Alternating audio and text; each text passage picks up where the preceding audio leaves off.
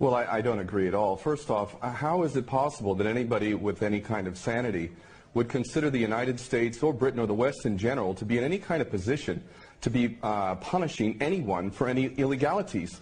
If we want to take a look at Iraq, there is at least 1 million, probably even close to 2 million dead. We invaded that country, destroyed it, created millions of orphans, millions of refugees, and never even so much as apologized for that.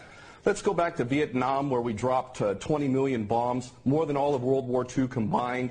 We have destroyed so many countries. We have tortured and killed and maimed and raped around this planet. Who in the hell in their right mind would consider the United States or the West in general to be in any position to punish anybody? Never mind the obvious facts that this is a false flag attack and a long list of false flag attacks, which let's get into that, please. Well, we don't operate under international law. What we have is the color of law, the law of the jungle, in which the rich and the powerful basically determine what goes and what doesn't go. Iraq is a perfect example of that. Why isn't Tony Blair and George Bush rotting away in a prison cell for the rest of their lives? Because the law is not being applied.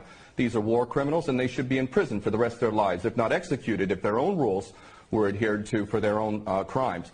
Not only that, but we need to really understand the truth here. First off, all of these players, these politicians, are nothing more than puppets. They don't serve the people. There is no real democracy. They really serve the rich and powerful who run the world, and that would be the bankers who control the money supply. The bankers, of course, make huge amounts of money. Whether they make bad investments or not, wars are great for them, and ultimately they control the politicians, and that is why we see these policies.